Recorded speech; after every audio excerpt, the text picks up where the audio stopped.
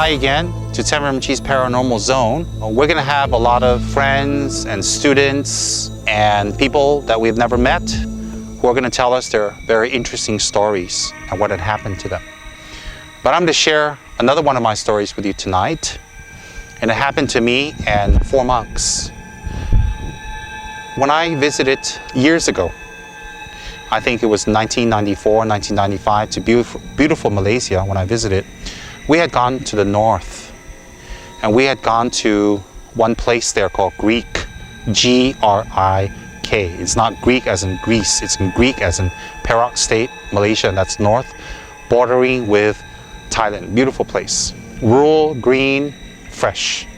And I had stayed in a place where there's a shoplot, you know, where actually it's a shoplot and it's kind of 2.5 levels. I don't know if that's the correct description. What is it is that there's a ground floor, then you walk up the stairs, and then there's a landing area that's been extended to become a library, and that's it. And then you walk up to the second floor. And the second floor is a whole floor. So whatever you have on the ground floor, the amount of space, you have exactly the same space on the second floor. But on the first floor, it's just a landing with an extended area of a library. And there's only one stairs going up to the second floor. And the stairs are made of cement. There's no carpeting, there's no vinyl, there's no wood. It's just basic cement. So as you walk up, day or night, it echoes. And then on the left and right of the stairs is just walls. So what happens is that you would walk up, and I don't know, it's about 20, 30 flights of stairs. You'd walk up, and then you hit the landing, then you turn, then you walk up another flight of stairs, and we get to the second flight of stairs, then you go to a bigger library, and then there's a hallway with some bedrooms, and then there is in the back a kitchen, and then to the right a toilet area, washing area. So I stay with one monk at the library on the second floor, the big library. And at night, when everybody went to sleep really early, like 9 or 10 o'clock. So when we showed up and we wanted to go to sleep at 11, it was an eyebrow raiser that we'd sleep so late. But little did we tell them that we actually sleep much later. Okay. So when they go back at night, they basically lock the outside of the door. There's no caretaker. They lock the grill, the steel grill, and then that's it. All downstairs is kind of clear. It's just me and the 4 monks there and nobody else. And we stayed there for about 2-3 weeks. There's nobody else, it's just us. Well, one night, downstairs it's all kind of dark and they turn off the lights to conserve electricity and everything is closed except the top floor. The top floor where we are, the hall lights are on and the kitchen light is on, and well, the bedroom is up to us. Everything else is kind of off. One night, me and one monk was in the room. We went to sleep, and the other 2 monks were in the other room and they went to sleep. And I woke up because I'm kind of a light-ish sleeper. And I heard someone walking up the stairs. And I didn't take much notice and I went back to sleep. And then I woke up again and I heard somebody walking up the stairs. And this time when I listened carefully, it was a little odd because the way the person walked wasn't like us just walking up the stairs. It was as if they're wearing very hard wooden shoes. Okay? I mean, who wears wooden shoes? And the way they walked up was very rhythmic. It was kind of like clack, clack, clack, clack. And you'd hear the footsteps hitting the steps, and you'd hear the wood hitting the cement, and you'd hear clack, clack, clack. And then you'd hear it go up and hit the first landing, the first floor.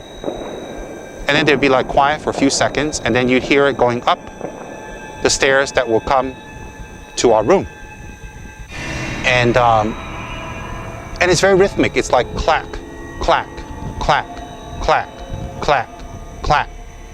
It wasn't like clack, clack, clack, stop, or clack, clack, clack, clack. You know, I mean, it's a long flight of stairs. Anybody, by the time they get up halfway to the top, they would start slowing down, catching their breath or whatever.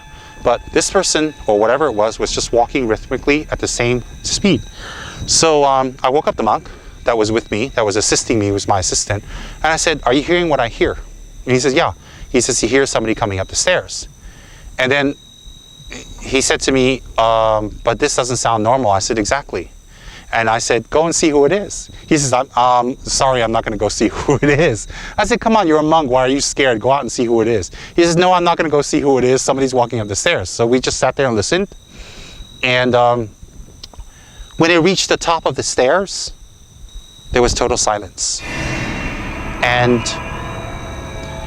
I expected the person to open our door and come in or knock, because it was that clear. It was that audible. Nothing. And then you know what? We didn't hear this person walk down the hallway either, because it's the middle of the night. It's very quiet. And the hallway is also made of cement, the floors.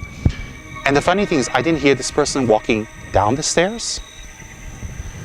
And this happened for a few nights in a row, where we'd hear the person, and the monk was ready. You know, we were up all night, and not all night, we were up late, and we heard it coming up exactly like I described the previous night. And when it reached the top, it didn't do anything. It was totally, totally quiet. And I was like, that's kind of weird.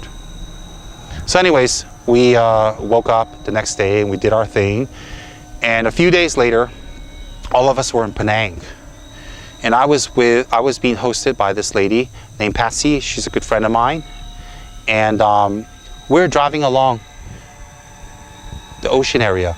And Patsy had pointed to a house that she said that the locals claim that it's haunted in Penang, that it's well known that it's haunted. And so I kind of told the monks what she said. And then the monks said, hey, you know, a strange thing happened to us. A few nights ago, one of the monks was in the toilet in the back. And he had heard something walking from our area of the hallway to his area, all the way to the kitchen, and then towards the bathroom, toward the toilet, where he was inside the toilet. And he said he got this strange sensation that it's weird, and it felt like that person was going to come right to the toilet door and open up the toilet and come in. So he said basically he raised his leg up onto the toilet and he waited for the person to come in, but nobody ever came in. And I said, was it one of the other monks? He says, no. He said the other monks were asleep. And he asked them. And also, they're not wearing this kind of hard shoes. And the sound was very rhythmic. And I asked them when, what day, what time. And it was so weird, because when we talked a few days later, when I asked them, it was exactly the same time as when I had heard the steps coming up the stairs. Is when he heard the sound coming into the kitchen, down the hallway, and into the toilet. You have to understand something. I only heard the sounds coming up the stairs up to my door. That was it. But he heard it at the hallway, where it went to the kitchen and to the toilet. And so I said, how'd you feel? And this young monk, he's very young, he said, I was scared. He said, I was scared, I was worried, and I was hoping and praying that this thing doesn't come inside the actual toilet area to see him. And it was a genuine paranormal experience that I had had. I mean, I've had a few, and I'll share as we go along later, but that was a genuine paranormal experience that I had, that had correlated with another person who'd stayed on the same floor with me, and we didn't talk about it or match notes or compare notes till a few days later. And I thought I'd share that with you as a paranormal story. If you're going to ask me what it was, well, I don't know. But I have a strong sensation that perhaps it was a land deity. What are land deities? Land deities are beings who were on the land before us. They could have been a person, they could have been a naga, they could have been a spirit that had been there, and that they feel that they own the land or that they belong to the land. It could have been a person who had died, who had farmed on the land or who lived on the land, and they feel that the land is theirs. And they had died, and their spirit or their being remain in that land, remain in that place. And they feel that the land belongs to them. And so when you come to the land and, you know, if you say certain things or talk in a certain way or act in a certain way that offends them, then sometimes they let you know they're not happy. Sometimes they I don't know, give you rashes, or they give you sounds, or they, you know, leave signs, or they break things, or sometimes they even make you unwell. Depends, because different land gods have different types of powers. Just like people, because they have different types of personalities, different level of characters, different types of likes and dislikes. I mean, some land gods would like beer. Some, if you offer them beer, they would be offended. Some land gods would like incense. Some land god would like just like bread. Some land god would like magazines. You know, each of them have a different personality. They have different kinds of tastes and likes and dislikes. So what I decided to do over there, where I was there quietly, is I did a land god puja, which is very short and very easy. I'm not praying to the land deity. I'm not praying to the land spirit. I don't pray to spirits, but I mean, they walk near my door. They're giving me a sign that they're there, and show them some respect and say, hey, I'm here for a while. I'm using your property, and I'll give it back to you when I'm done. And please don't take any offense. I mean, it's kind of like a nice way of just making friends. I mean, this being will believe that you are on their territory. So if I walked into somebody's house and started using the facilities, I mean, it would be better to ask their permission. So same thing for, in the case of a land deity or a land god, where you get their permission or just kind of show them some respect and acknowledge that they're there.